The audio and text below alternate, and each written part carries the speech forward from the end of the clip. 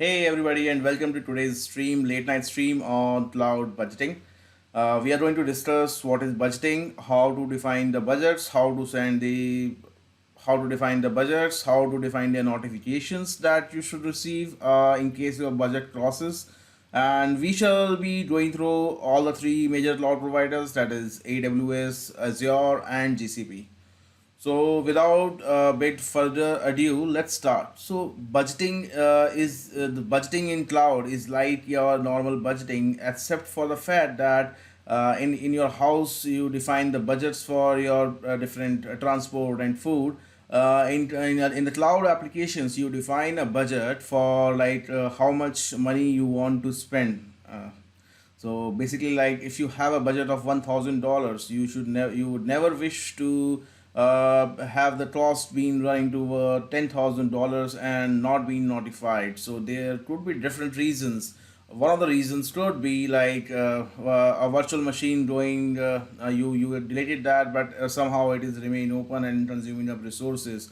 Another major reason could be like auto scaling being enabled, and there is the DDoS or something that is consuming a lot of memory, and your application scales out and consumes a lot of money and incurs a lot of money to you. So basically, this is what we're going to discuss. Let's not wait. This is basically an hands-on video. Let's deep dive in, and we shall start with the Google first. Let's go to the GCP console and quickly try to see how to define the budgets. So I'll go to Cloud Console. So we jump here, and there we go into the console over there, and if we see, so the application is booting up. So this is the overall dashboard that you have that defines how many like whatever that is running into the system. To set up the budgeting, of course the most obvious place is to go into the billing part. Once you move to billing, you'll see over there the it's just yeah. So once you move to billing, you see over there's a budgets and alerts. So we just click that. Once we move over here, we see create a budget. That's very simple. We define, let's call it budget 1. Now the next step it will ask me is the projects for which I wish to enable. So these two are the rudimentary projects that were default created. I'll set the budget for my third project, which is the primary one that I'm using. And next step is like you can have your budgets per services or different services. Like if you want to enable for compute only, where you just want to see how much your VMs are consuming, you can put that. Or in case you want to have the storage budgets, you want to see like how much cost is being incurred for your storage application, you can do that as well. So I'll select all. Let's do it. We select all the products and services, and then we go next. So next it asks for your two important parameters. How do you define your amount? So you can define your amount in two areas. Either you can define a specified amount that should be a absolute value. You want to say $1,000, you can put in $1,000 over here. The other way of doing that is like you can have an incremental value with regard to your last month spent. So that comes over here, and based on that you can define if it is a last month's value or if it's pre-specified. So we will go with the fixed amount, that's the specified amount. And so I am right now in India, and it is asking me for the INR currency in rupees. So I'll just select over here 100, and I'll say next. Now if you have some credits in your account, it will ask you, do you want to include those credits in your budgeting as well or not. We'll just select it and press next. Now the next thing is you have to define the thresholds. So thresholds are basically the levels for which the alarm or the notification has to be raised. So we define the amount of 100. So you can see I specifically chosen those amount just to reflect like how much the percentage is being shown over here. So we have three default presets that have been created by Google. First is a 50, 90 and 100, and based on that the amounts are being involved. One more thing to note over here is like we can have the budgeting amount either on the actual amounts that is being incurred or on the forecasted amount. So it's something, the forecasted part is quite good. If you are expecting like it gives you a forecast how much money would be incurred to you at the end of month, and accordingly what are the projections. So based on that as well, you can define your budgets around that. So we'll just keep it for the actuals. Now the next step is the notifications. So in the notifications, basically you have to define how do you want the notifications to be sent whenever there is an alarm. So for instance, like if the 50% amount, for instance, like if the 50 percentage threshold is reached and 90% and then 100%, in those cases, how do you wish to receive the notifications? Well, there are two options over here. One is the monitoring dashboard that we have in GCP. So monitoring dashboard is a complete comprehensive picture of what is happening across what services in your Google Cloud dashboard. We'll go over there in a minute. And the other one is the standard PubSub type topic.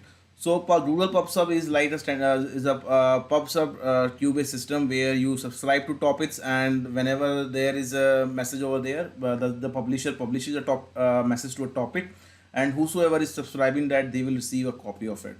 So this is a standard PubSub mechanism that we have, and Google provides a managed service for it called a Google PubSub. So there is this option. We will go for the other option. We don't have a PubSub topic right now for this. So what we'll do is we will go to the monitoring part. Now, if we go over here, you'll see like I have the monitoring setup over here. This is the default one that I have. But again, once I click this and I go to the notification channels, you see there are no notifications. So basically, whenever we have a notifications, it happens. So basically you define a workspace, and after that, within that workspace, you can define multiple type of notification channels. So let's see what are these notifications. It will take a minute.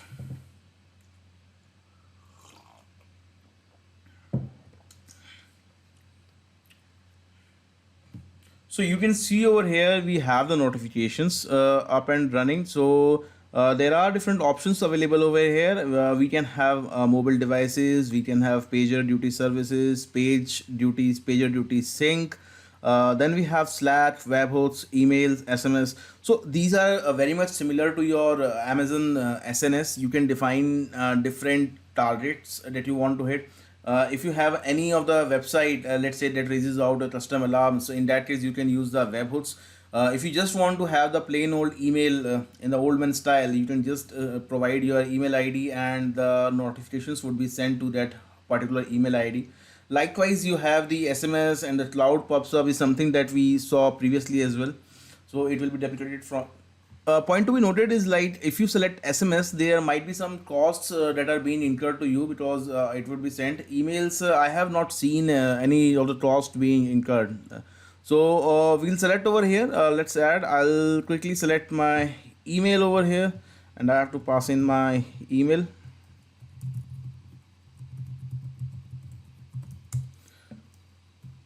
So I will select provide a description and I will save it.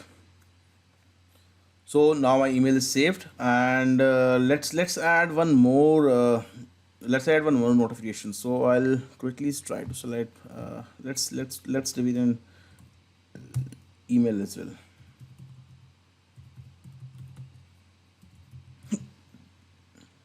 Oops. So it asked for the verification code. I need to pass in my actual number.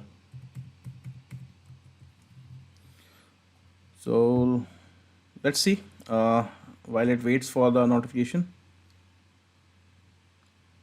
Oops, I select the wrong country code. Let me quickly do that. I'll quickly delete this. Too fast to check that. Let's select India 9.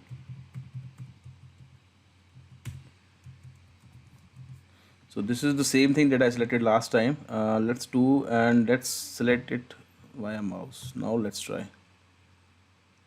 So there seems to be a problem over this. I am trying to do my country code as India, but it is not taking, and since the number is wrong, I am not getting the mobile verification as well. Let's try to do one thing. Let's try to add a webhook. I think that is also a better option. So I'll pass in an arbitrary number. Yeah, and we can define over here auth as well. If you are endpoint, if you need to have an authentication, you can just pass in as a basic auth, and that can be supported on this endpoint, and that we can use. We do have the option of doing a test connection if you want, and I think it will say for tests. Yeah, so test was successful, and I will just press the save button.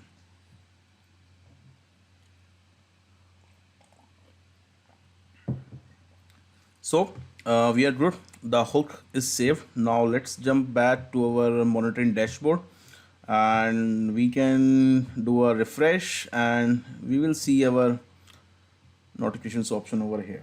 Select the emails only. So only the emails are supported with which we can send. So it will select all those emails whichever are defined in the monitoring. So I will select my email and I will select finish.